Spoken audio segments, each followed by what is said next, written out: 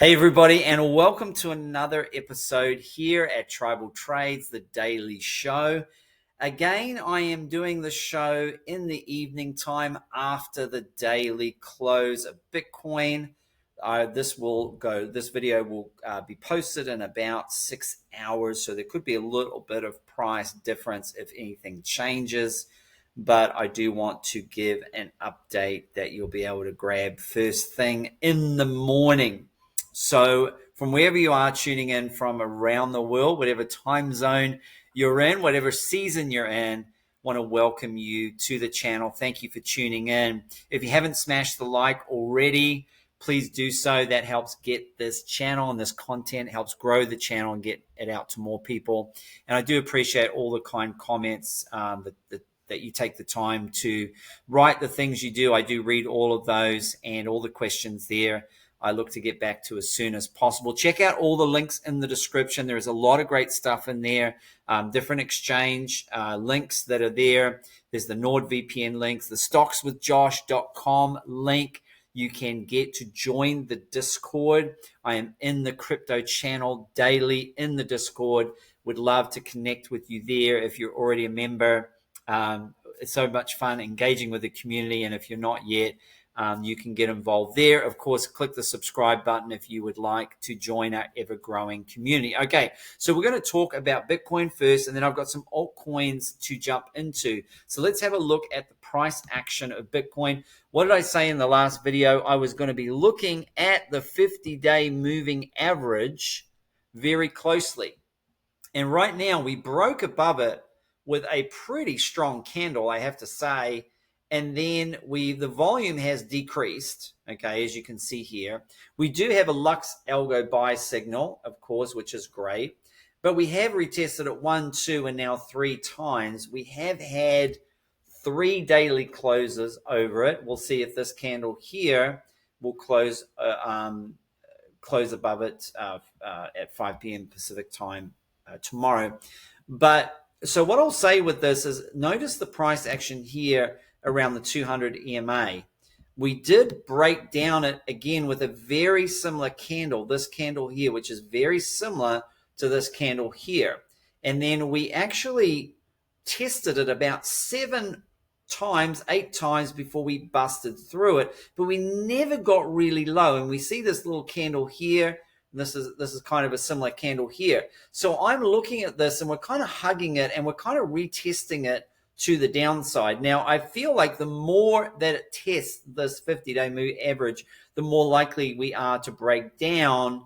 And there is obviously an incredible amount of support here at around 61. Of course, this 200 EMA is moving up on the daily as well. So we'll be interested. Now, of course, we could see an increase in volume. There's been a lot of ETF buys, which are generally done over the counter, but it does suck up the supply.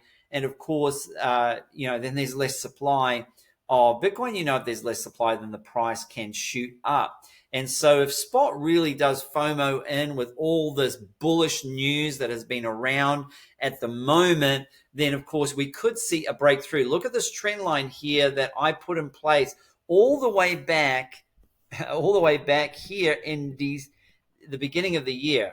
It's been in place since, actually it goes all the way back here. Here it is here that I drew this trend line from around December 2023, this trend line here.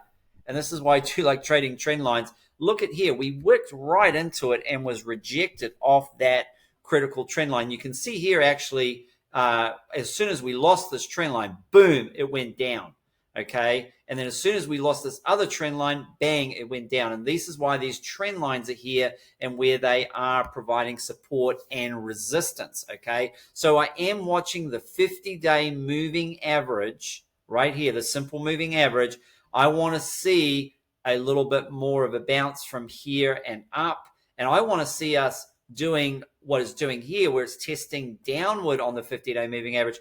I want to see Bitcoin pushing up on this trend line here that has been in place since the start of the year. And ideally, we want to get, this is where the breakdown happened from here at around 67. So I want to see us get back above 67K, break above this, bang our heads on here, break above, retest this, and then bust above, bang our head on here, and then go above. Of course, if we go down and retest this area here, that's totally healthy in my opinion. As is, if we, depending on how we get down there, we don't want to send a bearish engulfing candle to the downside, of course. And then to the 200 EMA is sitting at around 58,000 and change. There is a CME gap there also. And so they usually get filled. And I have had some questions on the CME gap. I'm not going to cover it today because I've got quite a few altcoins to get through, but I will cover it on an upcoming show for those of you who want to know what the CME gap, because it is really tradable. It's a tradable event. You can see how often it gets closed and how often that the gap gets filled and how long it takes to get filled. So yes, so the CME gap can be a tradable event. Usually they get filled sooner rather than later. However, sometimes we might see Bitcoin just take off from here and then fill it in the next bear market, for example. Okay, so it doesn't mean that it's going to be filled right away either, so don't panic or be fearful of that. Okay, there was some interesting news here about the Grayscale. Now, of course, Grayscale had the Bitcoin Trust, had the Ethereum, it's got the Solana, and now it's added a AI fund, which has got Near, Render, Filecoin, LPT, and I've held all of these coins at some point or another. I'm only a current holder of Tau and of Render. I don't hold the other coins currently. Probably the only one that I would look to maybe reaccumulate would be Near. I don't think I'll pick up any File or LPT, although I could maybe do some leverage trading of those. Certainly, I was out when that news broke, so I did miss the pumps on those, but certainly that would have been a good opportunity for those of you who caught it. So we're going to have a look at some of these coins here. I'm not going to look at Render or Tau because they're on my cheat sheet and all the prices are in there, but I am going to look, and I am slowly filling all the stuff in, by the way. It is taking me a little time. You can see it's like a little puzzle project of mine that I'm slowly getting this price action in here for you. I'm working on it. Bear with me. I'm doing what I can. I've obviously got most of the buy orders are in. LPT is one I've just added today. I am going to add some entries on that. Same with GRT, although GRT is not in there, certainly, which is disappointing. I think Filecoin got the nod there. Filecoin is in there. I'm going to add that one in there. And obviously, I haven't added Arbitrum just yet. So this others one is kind of filling up. I don't own many tokens on here. I just want to be fully transparent. I have some ARB and I have some HNT and I do have a little bit of VeChain, although I am probably going to be offloading that. And I will tell you why, because I was doing some research into VeChain. VeChain has 3,500 active addresses worldwide. It has a 3 billion market cap. Something doesn't mesh up for me. Someone asked me the other day, oh, you don't think VeChain is going to get to its all-time high? I just don't. And that's one of the reasons why there's just not the holders there. There's not a lot of holders or active addresses of VeChain. I do like the project. I just wonder there's something not quite connecting there for me. I do think it can get to these price targets here. I won't be adding any more VeChain at these targets. Just because I add these targets in here does not mean I'm buying. This others area here, I am not adding at these levels. So I'm just letting you know I'm not adding at these levels, but if I was in these coins, these are the levels that I would add. Some of them I think are stronger than others. I'm possibly going to move VeChain to the exits, but certainly Optimism, the whole base chain is built on that.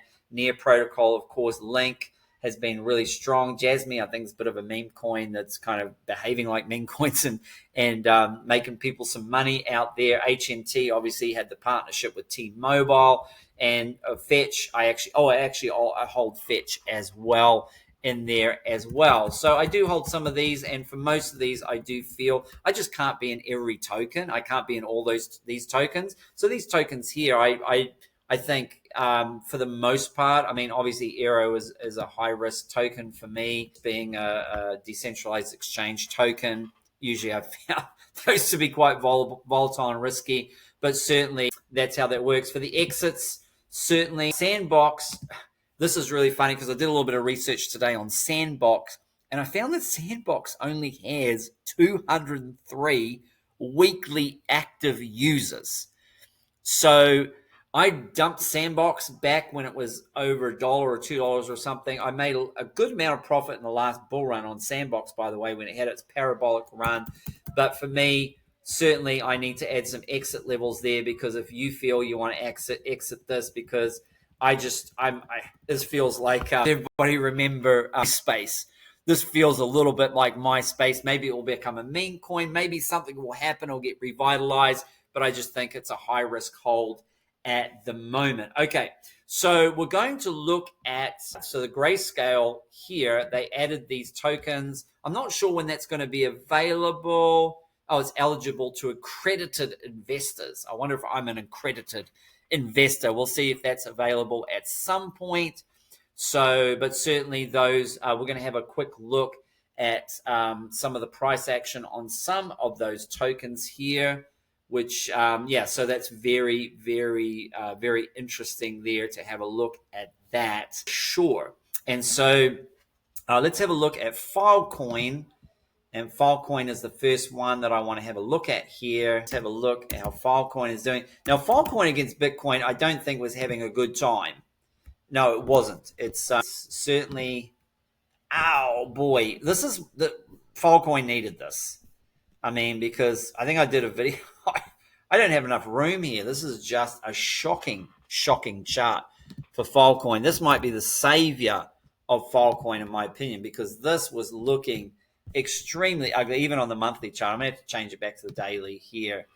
You can see this little pump here. Certainly, I don't know what kind of pump.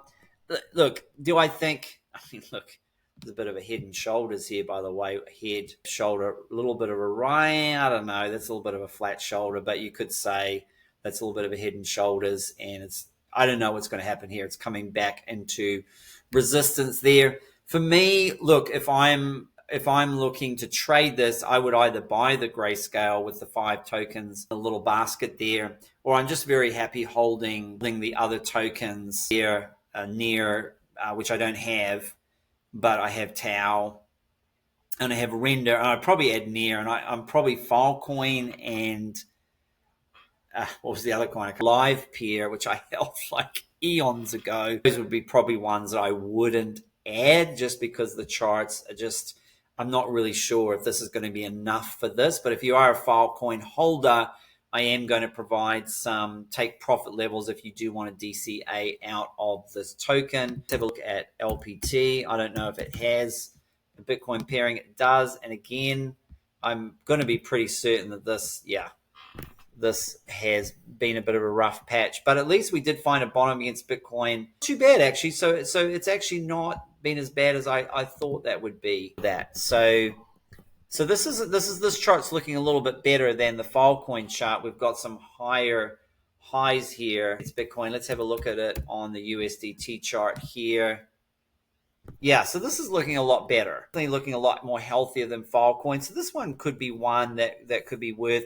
I'm going to add some entries on this one. What have we got here? The others, I'm going to look at adding entries for those who are interested in trading Filecoin. I'm also going to add some take profits for those of you who want to take profits, and also for those of you who do want to exit the coin. Well, I'm also going to be adding some for LPT. So stay tuned on that. I'll get that update in the next couple of days, and I will update the rest of them like GRT. Okay. So I hope there that you've been able to follow my cheat sheet. And I am growing it because I do want to have some diversity, because I do know there are some people that may love being in these other coins. And I do want to make sure that I give price targets, exits, and entries for all of these coins as well. And I'm going to continue to grow this area. And for those that are looking to exit these coins as well, like Sand, if it was me, I would be out of Sand very quickly. XRP is one that's had a bit of a pump. Did we get up to 64 today? But for me, it's just an opportunity to dollar cost average out. If I have XRP, I'm I'm just dollar cost averaging out. I'm not a believer at all, not when they're dumping 1 billion tokens per month for the next 4 years. Yes, we did. So that would have been another opportunity. And this is where I originally dumped my XRP. So I feel this would be if you haven't been dropping your XRP yet, this would be your, now if you started dumping from the beginning, which is the aggressive exit, then you would have dumped some here, and some here. If you didn't dump here and you started dumping here, then you've got 2 dumps. And then if you haven't dumped any, this would be the perfect opportunity to get out of some XRP. And then, of course, the next level is all the way up at 90 cents there. Again, this is not good for me. The tokenomics really don't make sense. I'm sorry, but 44% of the supply is being dumped into the market. 1 billion tokens per month for the next 4 years. XRP are using you as exit liquidity to sell their tokens, take your money. And for me, I can't get into that kind of situation for a token that's been around as long as XRP. Okay, I do understand new tokens when they launch, they have seed investors, they have unlocks and things. You get that, that's part of it. But XRP has been around a long time and they're barely over half the supply is in the market. And that's not saying that XRP can't have a great pump. Maybe some big partnership will come out and it will go parabolic. Again, this is not financial advice. I'm not a financial advisor. This is just what I've done. I dumped all my XRP at around 65 cents. I'm not regretting it. I'm not looking back. I've rolled it into stronger tokens. If XRP goes to $5, and to be honest, for XRP to go to $5, okay, it's going to have to do about a 10x, okay? And so to 10x from here, I'm just looking on my phone here. We're just going to look at the market cap for XRP to 10x. Going to have to, market cap is 34 billion.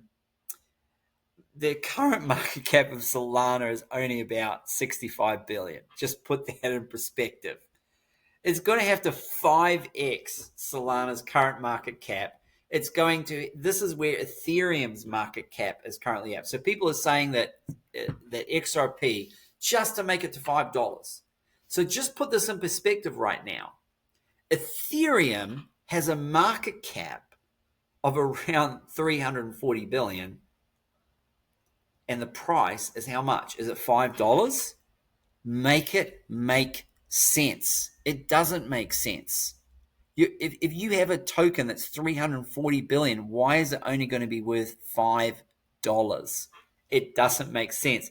And that's just to do a 10x. Just to do a measly 10x, which some coins in this bull run have done in a week. Just to do a 10x, it has to get to the current market cap of Ethereum. I'll just check and make sure that is still the current market cap of Ethereum. No, because Ethereum has had a lot of pump. Ethereum is at 412. It was at around 340, 350 just within the last month or so. So I'm trying to help educate people here and understand tokenomics matter. So this is why I've been filling in on the entries. I know I started and I've created this and I need to add more of these in here so people can really understand and see how this really matters. This is why OM's been doing great. It's 94%. It doesn't have another token unlock until January 2025, and it's not going to be huge because most of the supply is already out there. Ondo, that's not the case. Ondo has a token unlock coming back also in January 2025, but I think actually, let's add this in right now for Ondo. Ondo has, I feel like, only not a whole lot of suppliers circulating at the moment. So it's showing some strength, but oh my gosh, 14. And I believe it's January 2025. So this coin, I think, could suffer heavily at some point between, in a month or so before January 2025. 86% is not there. And so I think in the next bull market, people might wake up and really think about the tokenomics a little bit better. But certainly I will be updating this. And you can also go to CoinGecko and look up the circulating supply and the fully diluted valuation as well. You can also go to token unlocks to see when the next unlock is going to be, I mean, obviously for Arweave, all the supply is out. So the next unlock is absolutely non-applicable. That's not going to apply at all. Okay, I'm going to wrap it up there. I do have lots of altcoin requests, and I am going to get those. I had some questions on, I did add the SHIB Inu exit. For those of you who did want to exit SHIB Inu, I'm going to cover SHIB in the next video along with a couple other altcoins, but I have added it there. Somebody did ask in the YouTube. Okay, I'm going to wrap it up there. Again, thank you again, as always, for joining. And as always, until the next episode, happy trading.